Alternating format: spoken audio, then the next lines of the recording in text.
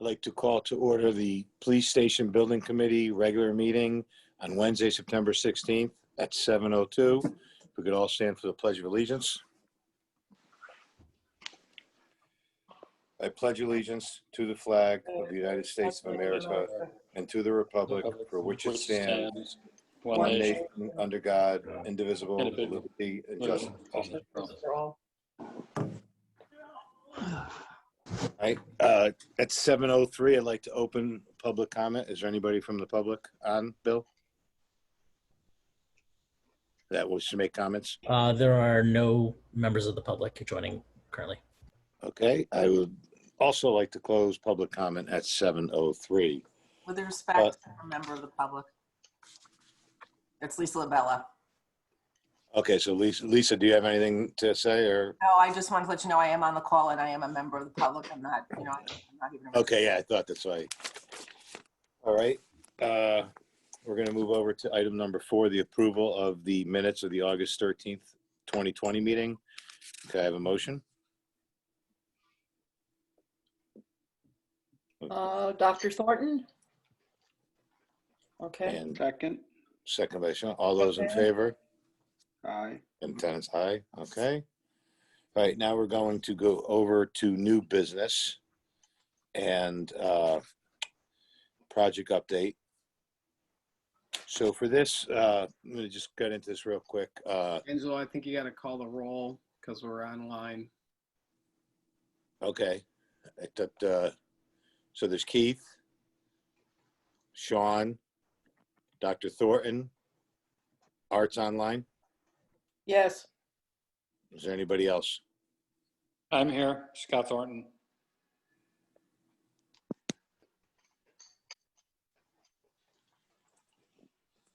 Mary Beth, I lost my thing here. No, you're here. We got you, Scott. We're just, Okay. we're all here. Good. Okay, so quickly, with new business, we are going to discuss, obviously, issues with the shooting range. And I'm going to turn those over to both Assistant Chief Glenn and George Estrada, who will probably answer a lot of the questions that we have if we read the packet. So Glenn, do you want to go with a quick project update? And then we could turn it over to George with the questions he has for Mr. Humes. I could just give you a brief summary that since the last meeting, I believe we started into discussions about the work that still remained with the range due to the concern that I had raised about the noise on the exterior of the building. That's still underway, and we'll get to that. On the progress document that Lisa had originally drafted, that's titled Renovations Outstanding Items as of 9/14. I've done some minor updates to that. I've conveyed that and copied the messages to both Brian and project manager John from Bismarck. They're minor items that we've that have developed in over the past weeks, and I've been assured that they will be completed when the workers are back on site. Otherwise, short of any questions, I would defer to our work at hand tonight.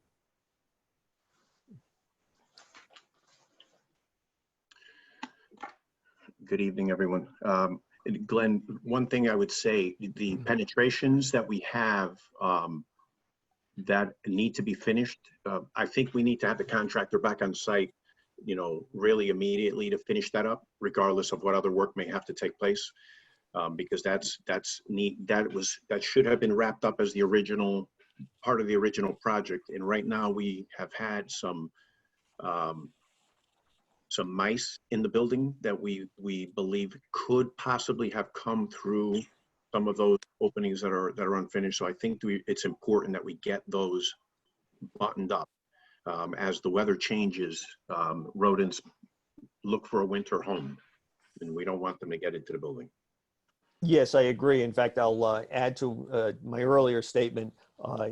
In an email and other conversations I had with both Bismarck and with with Brian, I called that to their attention. And for the board members who are not aware, just in the past week or two, we had, we brought an exterminator in.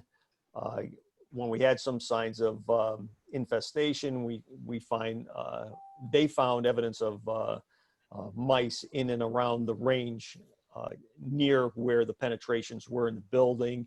And with my point being, these penetrations need to be sealed up as soon as possible to resolve that.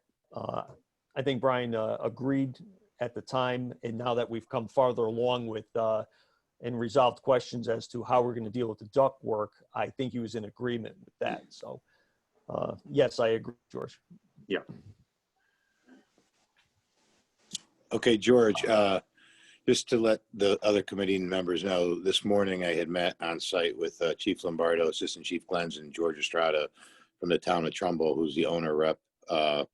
And he had questions for Mr. Humes and on the acoustics. So George, do you want to ask Brian those questions that Sure. we discussed about today? Sure. Brian, in looking at the proposal that we received from Mark Harlan, the consultant, the architectural acoustics consultant, the solution that's being suggested there is a barrier, as a noise barrier, is those absorption panels look, for lack of a better term right now, like blankets, insulating blankets that would dampen that vibration in that system. What I was unable to really find is what type of expectation of life expectancy would we be able to anticipate from something like this? Because obviously anything that's going to be a fabric of any sort, and these are constructed to be exterior products. Is this a 5-year? Is this a 10-year? Is it more? Because obviously what I'm looking at is I'm going to look at everything from the position of what my future expense is going to be from a maintenance standpoint. So do you have any read on what the expectation is for true life expectancy for something like this? George, that's a good question. And I don't have an answer on that, but I can get an answer through Mark. I think might be the best place to find that answer. Just to introduce everybody that's on this call, we also have Craig Raza on the call, and he's at Kohler Ronan. So I don't know if, Craig, you have any additional insight as to what life expectancy on this product is? I do not know, Brian, on the outside what it is. Inside of the building, it's pretty much indefinite. I just don't know if the project has any susceptibility to UV over a long term. Yeah, it's a good question. I owe you that answer. okay. Yeah, and Craig, it would be my specific concerns were UV as well as a frost thaw cycle.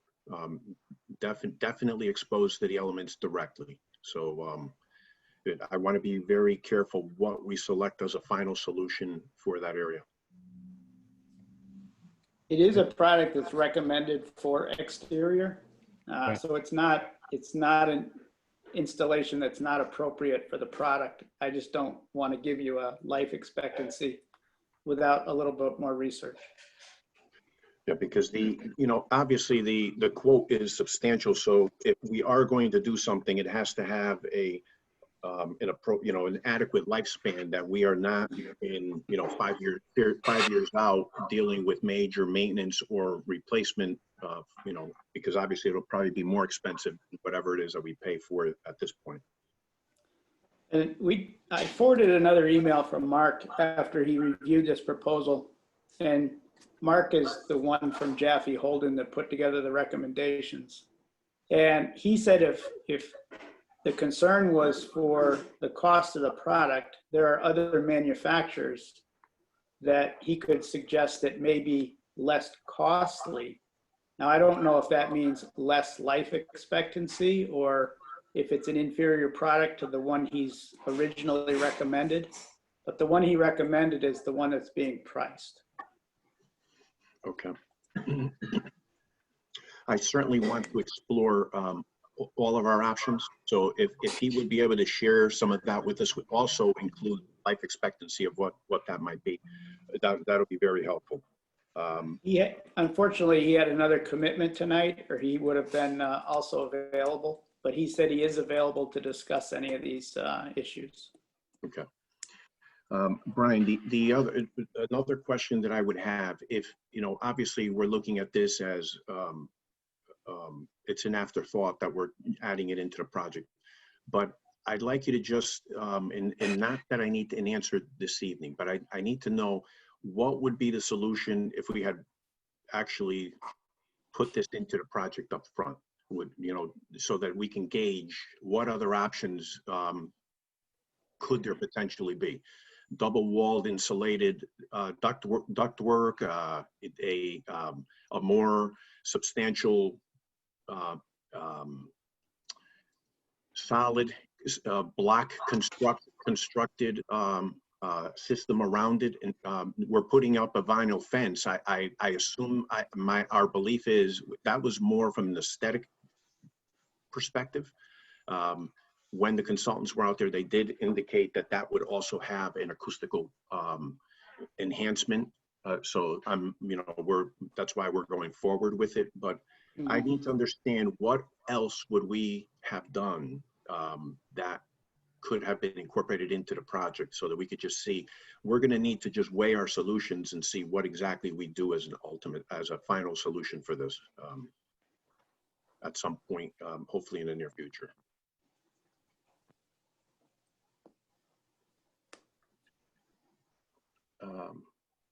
One of the things that I saw also on the quote from Bismarck, that I'll say I was kind of disappointed that they would even add. They had an upcharge of a PPE 2% upcharge on this. This project. This project is an ongoing project that had begun before COVID. This is basically an extension of that. There should be no upcharge like that even considered in something like this.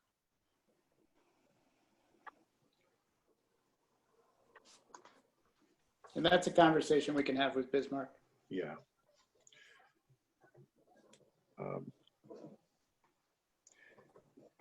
That's all that I had for this evening.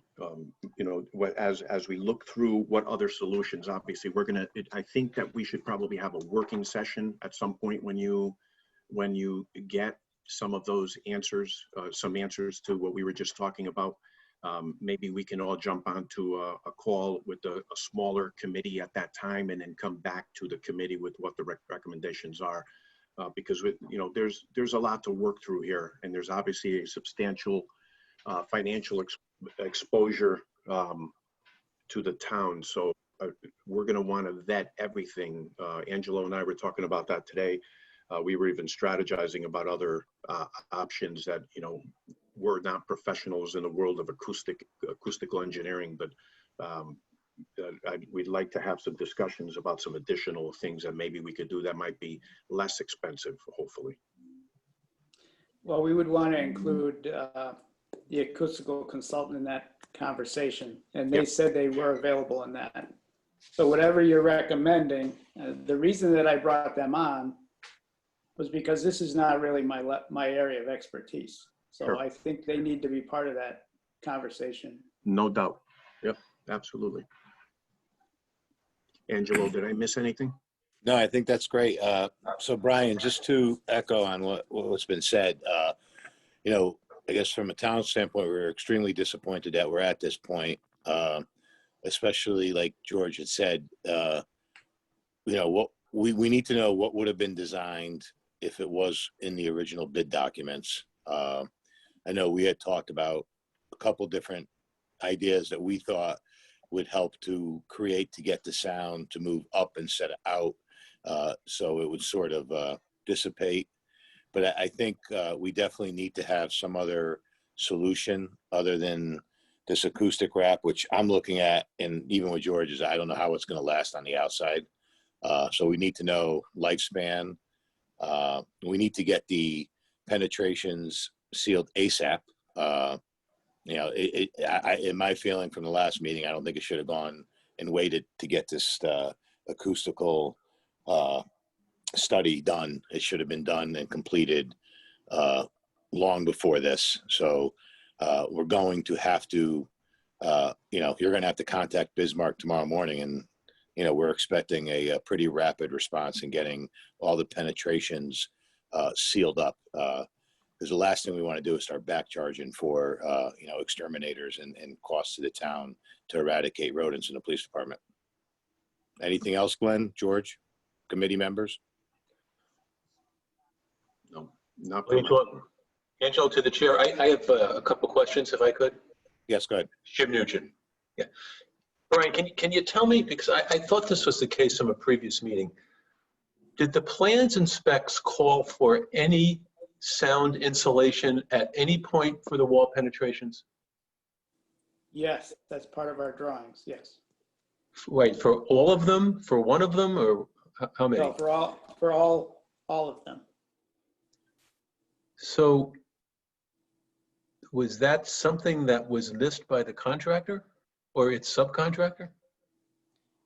I assume that it was missed by the installers, because the only way we were able to see that it wasn't installed was to remove sheet metal angle iron that was attached to the wall. So it's not something you can just see visibly. You have to remove product to see that it wasn't there. So if just walking into the range and looking at that, you would assume that they would follow the detail. But when that angle iron was removed, you could see that there was no insulation installed.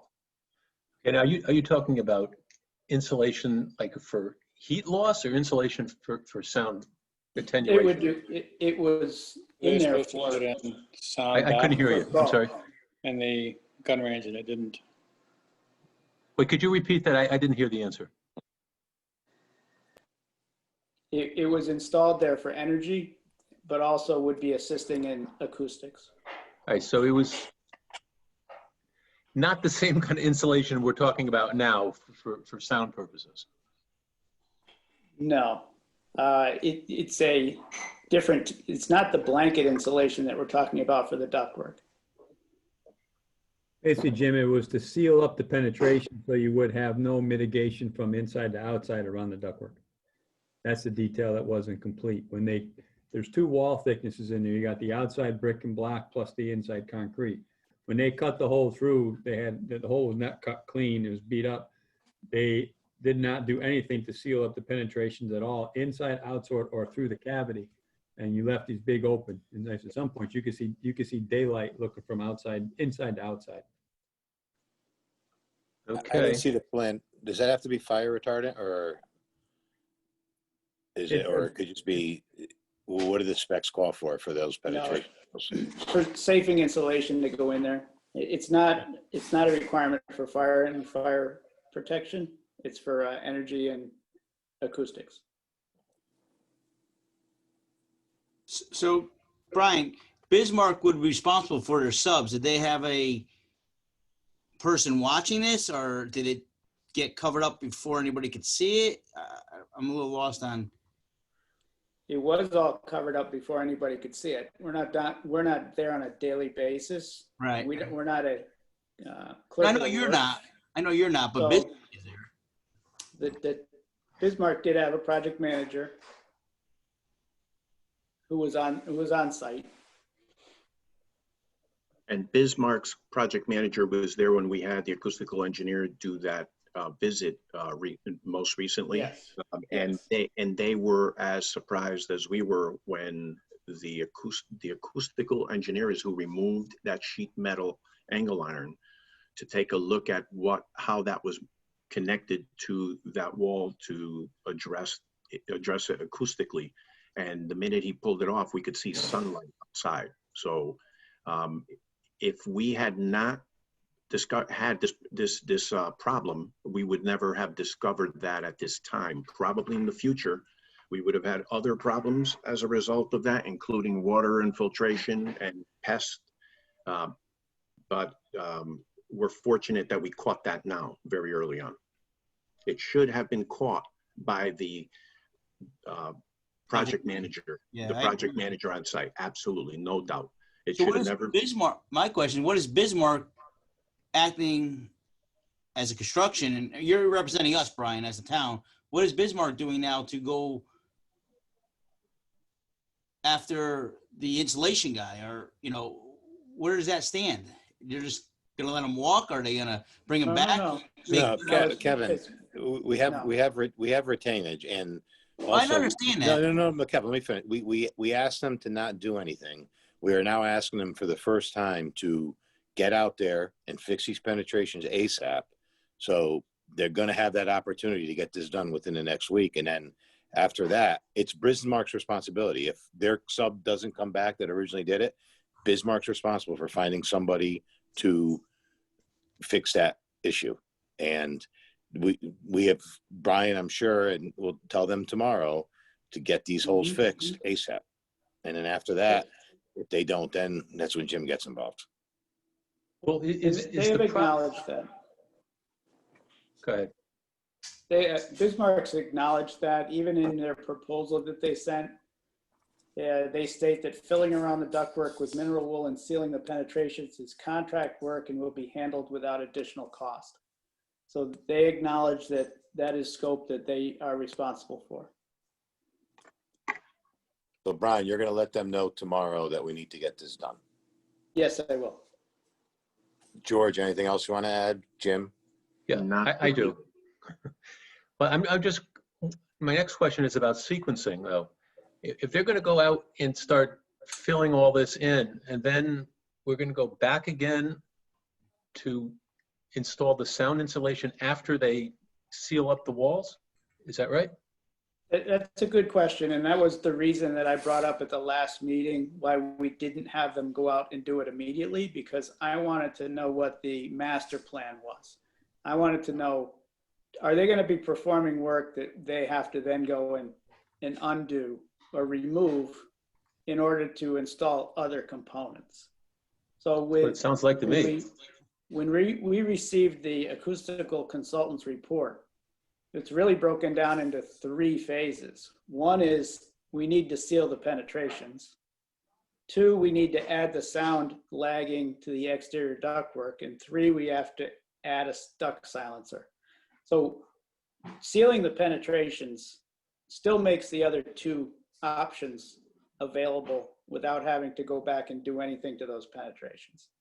So I agree with Angelo and I agree with the town that there's no reason why they can't go do that immediately. It still leaves the sound lagging option completely open and available, and the duct silencer is open and available. So we're not, at this point, asking them to do anything that they'd have to remove later.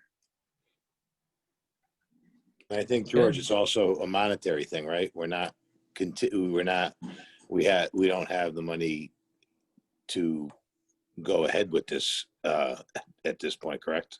We need to, that's why we need to come up with what is the solution, and then have those conversations, because right now we really don't have a solution, a final solution to consider.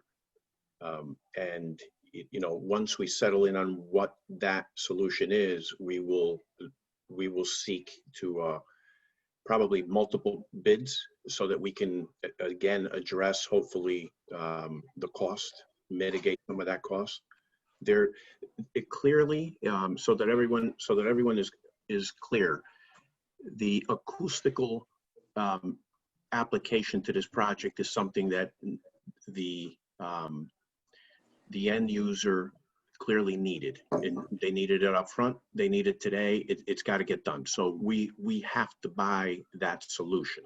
The questions now are going to be what that solution is, and we need to address how we pay for that. So there's still some work to do here before we come back to the committee with something that is going to be for a consideration to execute something. But we clearly do not have the full amount in the project remaining today. This is Brian again. I do think sealing the duct penetrations needs to get done. And I also think by doing that, there will be some acoustical improvements to the installations. Now, I can't tell you as a professional to say it's going to be this many decibels, but it would be interesting to see if it is performed, how much that alone might improve the conditions that are out there. It will have an effect because the sound is traveling right through those openings in the penetrations. Now we can isolate the noise just to the ductwork if the penetrations are sealed. George, can you refresh my memory? Was there also some other stuff that was foam or insulation off the existing ductwork that also had to be redone on the outside or the inside where it wasn't sticking to the ductwork? Or is it only the penetrations that are left open in the punch list? Yes, I believe that they did come back. Glenn, you could correct me, but I believe they came back and did that shortly after we had our site visit with the consultant. Okay. I knew there was something else, but that was completed already. So it's really only the penetrations. Yeah, Glenn, that's right. That's correct. The They were here and made that installation- correction. The installation was corrected, but the noise coming from the equipment has not been. Right.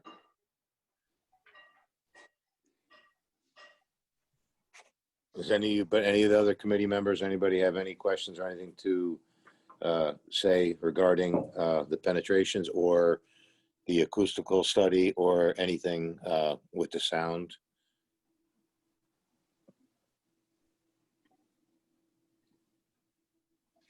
Angelo, this is Art. I guess the only thing I would want to mention, because I've not heard it mentioned, is that the estimate that we're looking at appears to be, and I don't have it on my screen right now, but roughly $52,000 to repair per the specs of the consultant.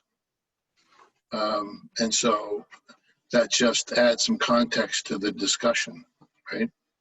Yes, and I mean, as George had said before, which is I think a good solution is try to find a couple different options that work before we try to make a decision and finalize. Like, so we were out there today, we were thinking, whether some sort of an enclosed wall or a sound barrier or some type of fencing that would extend over and cause the noise to go up into the air instead of out. George had used the analogy of, rooftop units. You don't hear the sound as much because, they go up into the sky and they're not at ground level. So we're just trying to, I guess, find different options per George's recommendation that would work and see what the most value we can get. Something that I would say also are Brian just brought up the acoustical properties that will isolate some of that noise when we do the penetration points. So we may want to attempt to do the first phase of the internal, I'm going to call it blanketing, so that we could see if we can deaden sufficiently by that before we have to get into an external, 40 feet of insulation that would be much more expensive.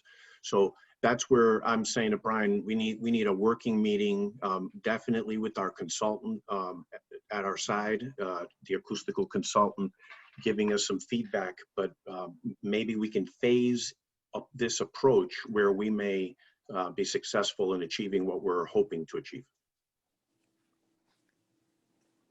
Makes sense. That's great.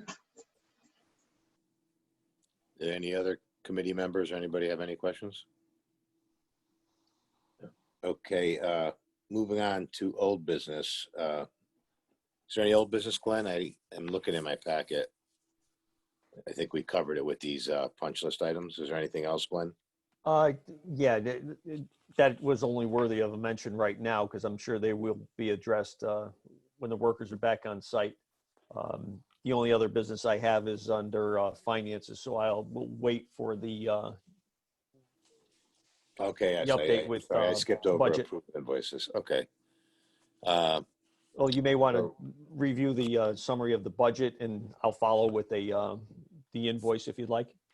Okay, why don't you do that? Dan? You're muted, Dan. So everything has been paid to date.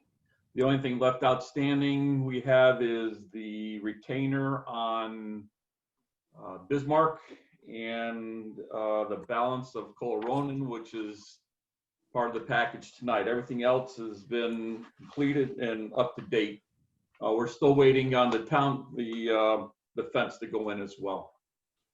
So those three are the big three items that are still outstanding, and everything has been covered in the budget as it stands right now. You have approximately $15,200 that's available to spend out of this bond that we put together here for this project. Thank you.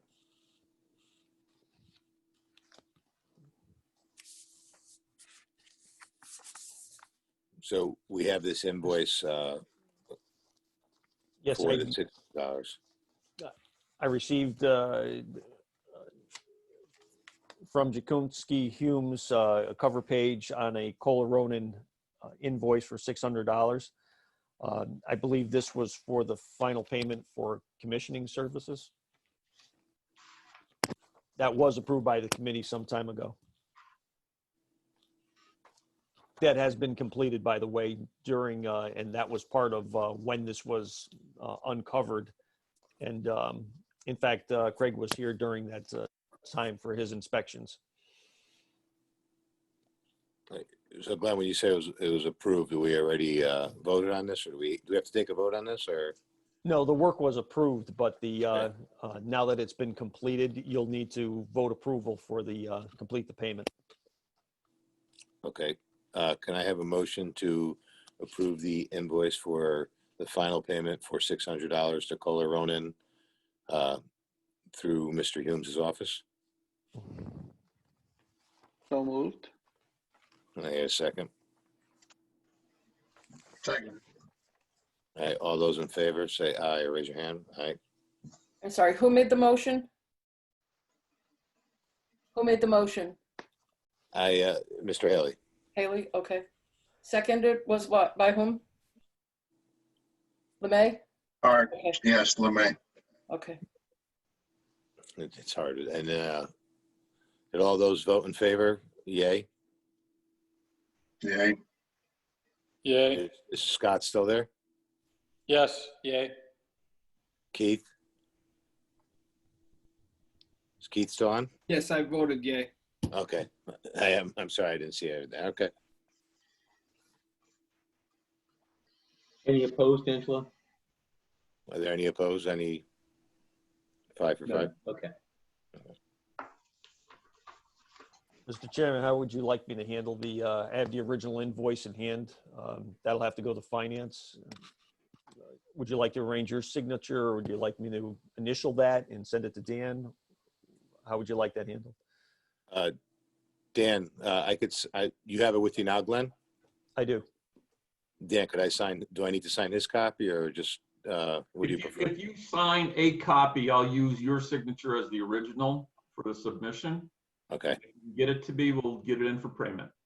okay, I'll take care of Like that. we did with the other one, the last time we did this. okay, thank you. Very well. Is there any other things that anybody would like to discuss? George? Glenn? Only No, that Angelo. we'd need to determine the date for the next meeting, or leave it to be determined. If I may suggest, please leave it to be determined so that we could put the working group together before, just so that I don't want to waste anyone's time. So I want to be able to come back when we've come to an agreement that we have a solution to be considered. Okay, sounds good. Anybody else? Well, before I entertain a motion to adjourn, I just want to thank everybody for taking their time out of their day to join this meeting and help us out in getting this project completed. I appreciate everybody's time and efforts to make this and have a quorum on such short notice. So at this time, I'll entertain a motion for adjournment. So move. It's Art, and second, Cut. Sean. All right, all those in favor? Okay. All right, so we'll close this meeting at 7:37. Again, thank you, everybody, for your time. Thank you. Thank you.